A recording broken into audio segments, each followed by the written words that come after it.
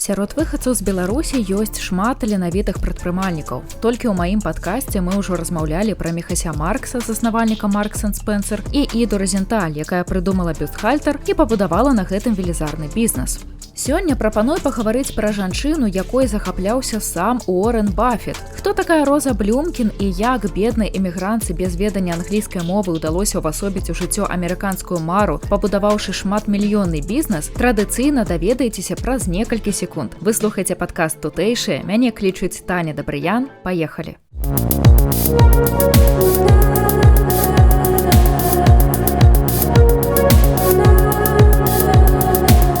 Калі вы слухаеце падкаст з першага эпізоду, то рана ці позна заўважыце заканамернасць. Усе героі тутэйшых пакідалі Беларусь і рэалізоўваліся за мяжой. Безумоўна, ад гэтага робіцца сумна, асабліва улічваючы той факт, што і зараз гісторыя паўтараецца. Але з іншага боку, не прыйме яны гэтае цяжкае рашэнне, свет не ведаў бы неверагодна таленавітага парфумера Сафію Гройсман ці мастачку Надзю Хадасевіч-Лежэ.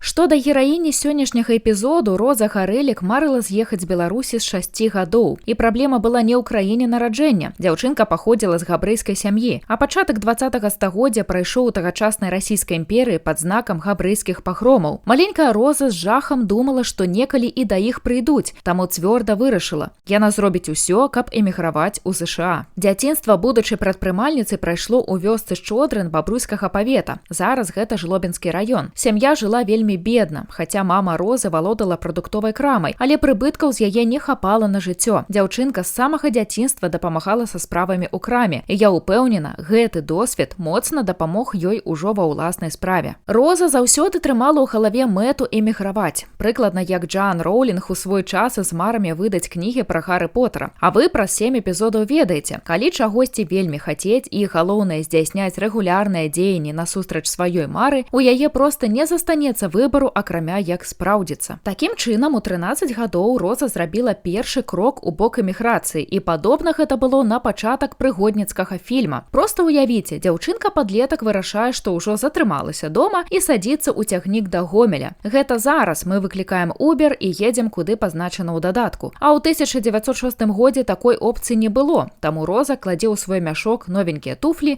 і ідзе пешу 25 кіламетраў да бліжэйшай чыгуначнай станцыі. Як вам такое кардыё? На гэтым прыгоды адчайнай дзяўчыны не скончыліся. Па класіцы грошы, якія былі ў Розы, не хапала на квіток. Беларуска не разгубілася, а проста забралася пад лаву вагона. Так і даехала да Гомеля. Добра, што краіна ў нас маленькая, і за некалькі гадзін нелегальную пасажырку ніхто не знайшоў. У Гомелі Розу сустрэў новы выклік. Трэба было дзесьці жыць. Як мы ўжо зразумелі, смеласці дзяўчыне было не займаць. Яна абышла каля 20 гандлёвых крам з прапановай пусціць яе на начлег узамен на яе працу. Словамі сучасных маркетолагаў, офер прыняў уладальнік крамы тканін. Тады ён яшчэ не разумеў, што сарваў джекпот, таму што ўжо раніцай Роза ўстала за прылавак і ўразіла ўсіх, з якой хуткасцю яна лічыць у галаве. За 3 гады яна стала дырэктарам крамы і кіравала калектывам 6 мужчын, якія былі ўдвая, а то і ўтрая старэйшыя за яе. Нагадаю, на момант авантуры дзяўчынка нават не скончыла школу.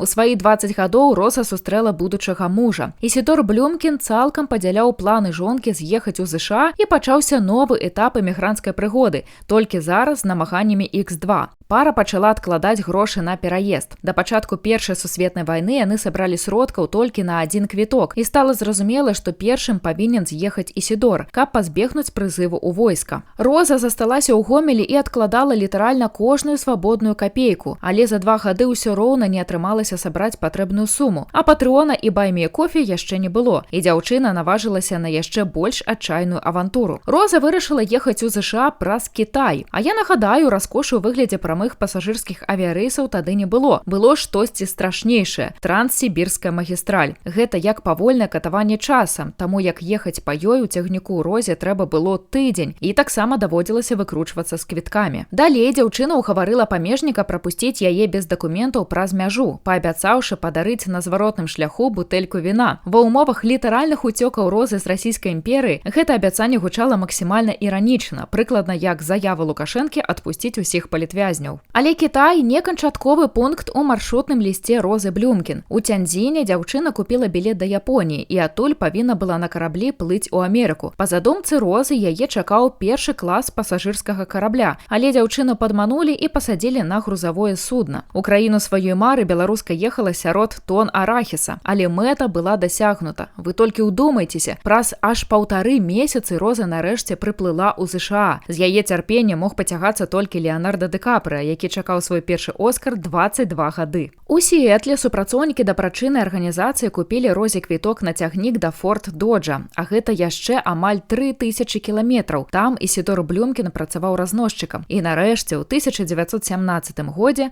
пара ўз'ядналася.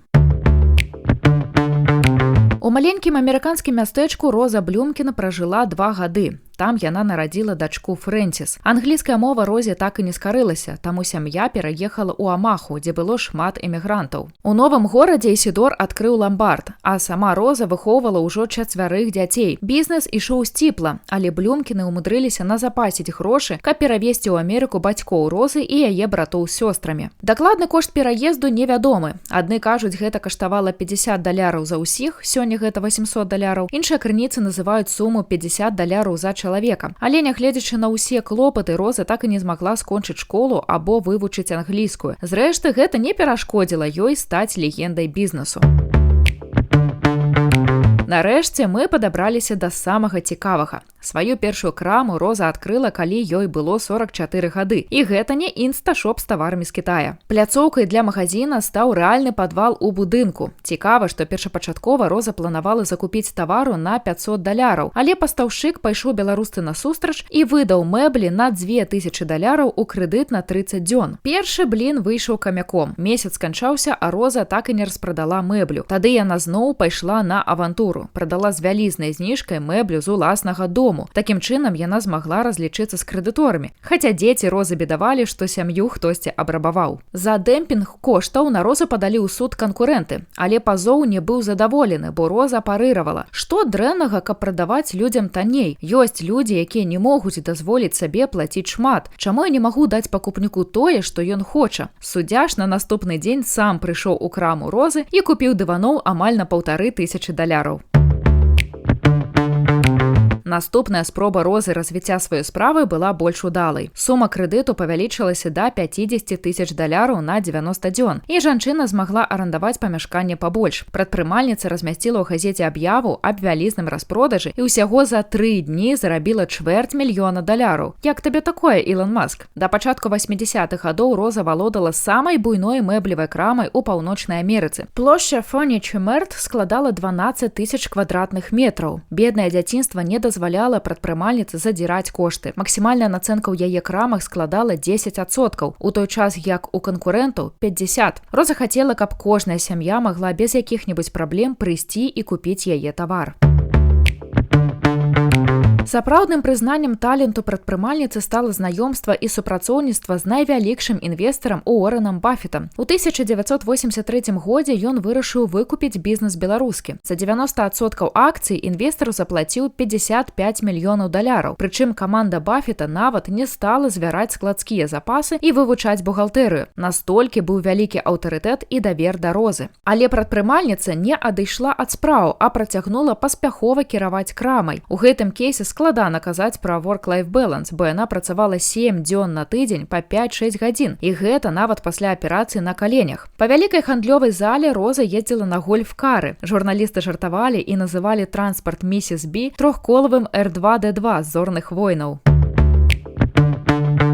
Але не ўсё так радасна было ў мэблевым каралеўстве. Напрыклад, у СМІ трапіла гісторыя сямейнай сваркі Розы з яе унукамі. Яны займалі кіруючыя пасаду кампаніі і аднойчы не паслухаліся аўтарытэтную бабулю. У выніку сарвалася буйная здзелка. 95-гадовая Роза ўзарвалася і заявіла, што звальняецца. Гэта магло быць нешта з разраду «я стаміўся, я сыходжу», але не ў выпадку з Розай Блюмкін. Прадпрымальніца запатрабавала выплаціць ёй $96 000 за нявыкарыстаны водпуск, але але не для таго, каб правесці пенсію дзесьці на Гаваях. Яна пераабсталявала свой склад, які знаходзіўся насупраць сямейнага Nebraska Furniture Mart, у краму мэблі і запусціла новы стары бізнес. Яшчэ да афіцыйнага адкрыцця новая кропка Mrs. B генеравала каля $3000 за дзень. Пазней раптоўныя сямейныя канкурэнты прымірыліся, а Баффет выкупіў і другую краму Розы. Каштавала яму гэта $5 мільёнаў.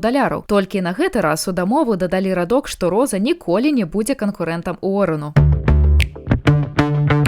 Роза Блюмкін пражыла да 104 гадоў. 7 красавіка 1993 года камерцыйная палата Амахі ўвяла Розу ў залу славы бізнесу разам з Баффетам, прафесарам Пітерам Ківітам і яшчэ некалькімі бізнесменамі. А кампанія «Беларускі» да гэтага часу з'яўляецца адным з найбуйнейшых мэблевых рытэйлераў США з гадавым даходам больш за $500 мільёнаў. Смеласць і прадпрымальнасць Розы Блюмкін нават у наш час выклікае захапленне. Яна не толькі здзейсніла сваю мару, пераехаўшы ў США, але і забяспечыла сабе і сваім нашчадкам выдатную паспяховую будучыню, пабудаваўшы бізнес гісторыі. Яе біяграфія – прыклад, як трэба спрабаваць і шукаць розныя шляхі для дасягнення сваіх мэт, а таксама лішні напамін, што беларусам ёсць кім ганарыцца. Калі вам спадабаўся выпуск, не лянуйцеся паставіць адзнаку эпізоду або лайк, калі слухаеце яго на YouTube Music. І, як заўсёды, буду рада абмеркаваць выпуск у каментарах. Да сустрэчы ў наступных эпізодах.